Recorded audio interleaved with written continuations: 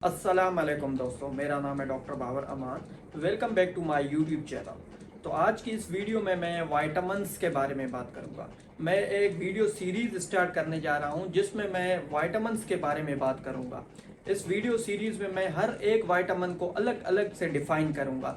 For example, अगर vitamin A है तो विटामिन ए का नॉर्मल फंक्शन क्या होता है, विटामिन ए होता क्या है, विटामिन ए की डिफिशियंसी से क्या क्या प्रॉब्लम होते हैं, और विटामिन ए अगर बॉडी में हद से ज़्यादा हो जाए तो उससे बॉडी में क्या होगा, और डेली रिक्वायरमेंट्स क्या होती हैं विटामिन ए की। तो इस तरह से मैं एक पूरी सीरीज बनाने जा रहा हूं जिसमें मैं अलग अलग इन सब विटामिन्स के बारे में बात करूंगा। तो आज की ये वीडियो स्टार्ट करते हैं विटामिन ए से। तो सबसे पहले तो मैं आप लोगों को विटामिन के बारे में बता दूं कि विटामिन्स हैं क्या।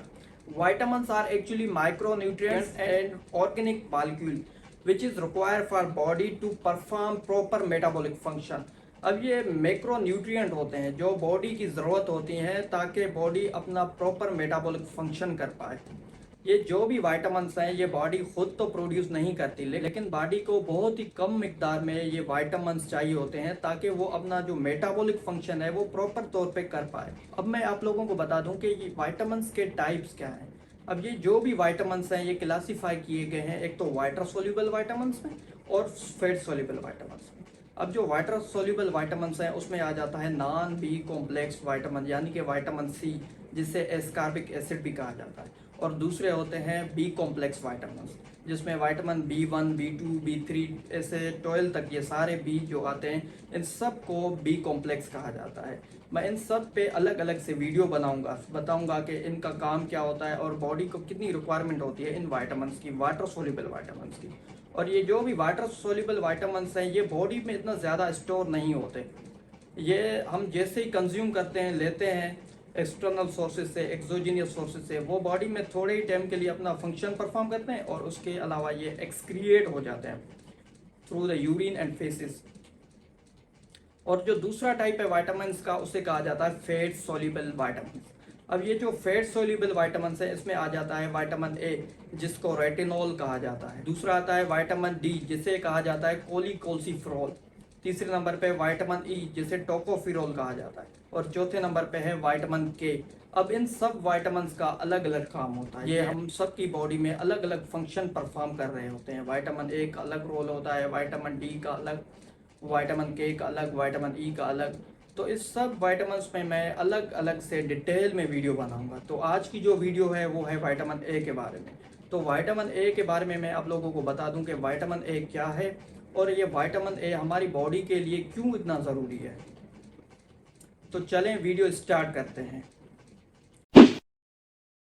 अब ये जो विटामिन ए है ये एक फैट सोल्यूबल विटामिन है जो कि अनसेचुरेटेड न्यूट्रिशनल ऑर्गेनिक कंपाउंड का पार्ट है, जिसमें आ जाते हैं retinol, retinol, retinoic acid. Vitamin a body में बनता तो नहीं है लेकिन इसकी बहुत ही कम मिकदार बॉडी को जरूरत होती है। ये सब विटामिन ए के टाइप्स ही हैं ताकि वो प्रॉपर फंक्शन कर सके। अब जानते हैं कि विटामिन ए की डेली रिक्वायरमेंट्स कितनी है। अब मेन में जो विटामिन ए की डेली रिक्वायरमेंट है वो है 600 mcg। और जो वुमेन है अगर वो प्रेग्नेंट नहीं है, नॉर्मल वुमेन है, तो उसकी भी जो डेली रिक्वायरमेंट होगी वो भी 600 mcg होगी।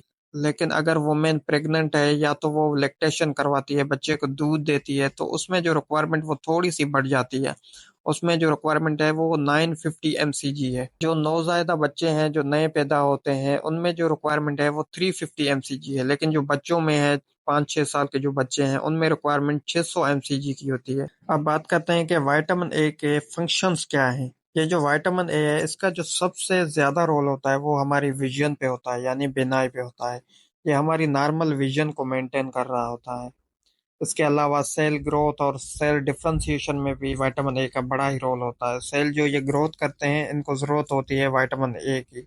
इनको प्रॉपर काम करने के लिए भी विटामिन ए की जरूरत होती है। अब ये जो रेटिनॉइड्स हैं ये हमारे आंखों में पिगमेंट्स होते हैं। और उसके अलावा आखिरी जो फंक्शन है विटामिन ए का वो है होस्ट रेजिस्टेंस टू इन्फेक्शन। जो भी इन्फेक्शंस होते हैं, बैक्टीरियल इन्फेक्शन, वायरल इन्फेक्शन, इन इन्फेक्शंस की प्रिवेंशन में भी विटामिन ए का रोल होता है। तो ये तो हो गए विटामिन ए के फंक्शंस। अब बात करते हैं विटामिन ए अगर डिफिशिएंट हो जाए, नॉर्मल लेवल से उसकी मिकदार कम हो जाए, तो बॉडी में क्या अफेक्ट्स होंगे। विटामिन ए की जो डिफिशियंसी है वो दो तरीकों से होती है, या तो प्राइमरी विटामिन ए डिफिशियंसी होगी या तो सेकेंडरी। प्राइमरी का मतलब ये है कि आप विटामिन ए ले ही नहीं रहे, बाहर से आप जो भी ग़िज़ा खा रहे हैं उसमें sufficient amount of vitamin A नहीं है।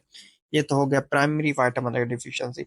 जो सेकेंडरी विटामिन ए डिफिशियंसी है उसका मतलब है कि जो विटामिन ए है आपकी बॉडी में स्टोर नहीं हो रही, या तो एब्जॉर्प्शन उसकी प्रॉपर नहीं हो रही, या तो ट्रांसपोर्ट ही सही नहीं हो रहा आपकी ब्लड में विटामिन ए। तो ये तो प्राइमरी और सेकेंडरी आप लोगों ने जान लिया।